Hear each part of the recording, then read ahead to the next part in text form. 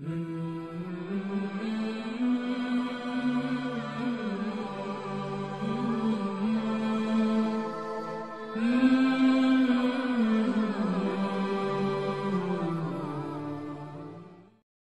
علیکم میرے بھائیوں، جب میری ایک شیعہ بھائی سے بات ہوئی ماتم کے حوالے سے، تو انہوں نے مجھے جو دلائل دیے میں ان کا جواب آپ کو بتانا چاہوں گا۔ سب سے پہلی جو دلیل دی اس نے یہ دی کہ سیدنا یوسف علیہ السلام کے لیے سیدنا یعقوب علیہ السلام پوری زندگی روتے رہے، یہاں تک کہ ان کی آنکھوں کی بینائی جاتی رہی۔ تو میں نے ان کو یہ جواب دیا کہ انبیاء کے لیے بعض اوقات ایسی آزمائش بھی آتی ہیں جو کہ عقل کے بالکل خلاف ہوتی ہیں، جیسے سیدنا ابراہیم علیہ السلام کے لیے آئی کہ بیٹے کو ذبح کرنے کا اشارہ خواب میں دیا گیا۔ تو بیٹے کو ذبح کرنے کا آج کوئی فعل سر انجام نہیں دے رہا، نہ یہودی نہ عیسائی۔ کیونکہ وہ آزمائش تھی، تو لہذا سیدنا یعقوب علیہ السلام کے لیے بھی بیٹے کی جدائی ایک آزمائش تھی۔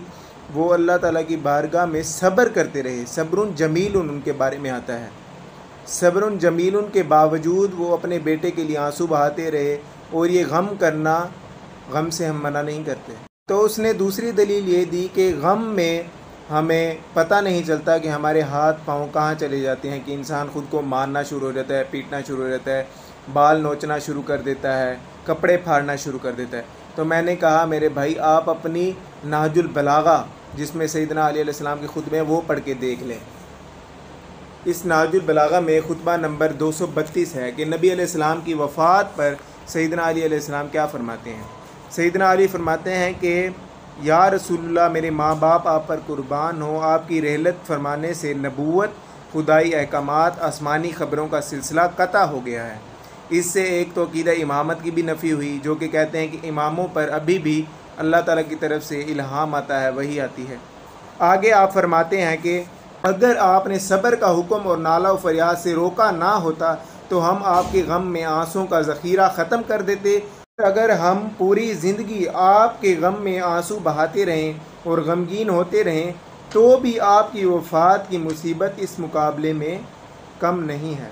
یعنی کہ سیدنا علی علیہ السلام فرما رہے ہیں کہ نبی علیہ السلام کی وفات اس سے بھی بڑھ کر ہے کہ ہم پوری زندگی روتے رہیں، پوری زندگی غمگین رہیں، پوری زندگی آنسو بہاتے رہیں، لیکن موت ایسی چیز ہے کہ جس کا پلٹانا اختیار میں نہیں اور نہ اس کا دور کرنا بس میں ہے۔ میرے ماں باپ آپ پر نثار ہوں، ہمیں بھی اپنے پروردگار کے پاس یاد ہی کیجیے گا اور ہمارا خیال رکھیے گا۔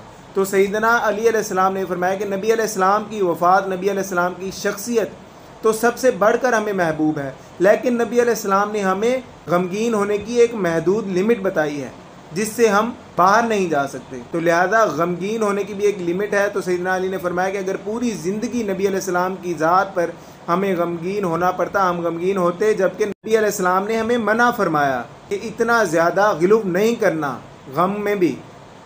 تو لہذا غمگین بھی ایک محدود انداز میں ہوا جائے گا کہ انسان کے ہوش و حواس برقرار رہیں۔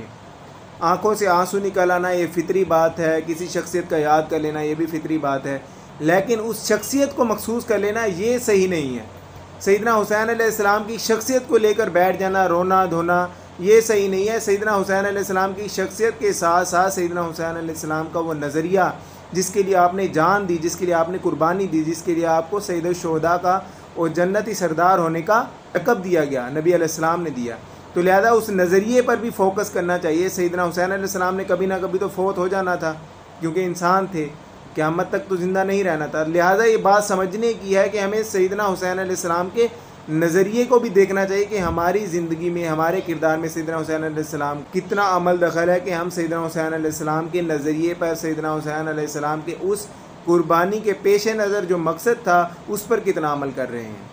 یہ خود کو مارنا، پیٹنا، چھریاں چلانا، خود کی جان پر ظلم کرنا یہ بنو امیہ کا کام تھا، جنہوں نے قبروں سے لاشیں نکال کر ان کو مسلح کیا، ان کے جسموں کو کاٹا۔ سیدنا حسین علیہ السلام کے ساتھ بھی انہوں نے یہی کیا۔ تو لہذا یہ جسموں کو مسلح کرنا یہ بنو امیہ کا وتیرہ رہا ہے، جو کہ لوگوں کی وفات کے بعد یہ کرتے تھے۔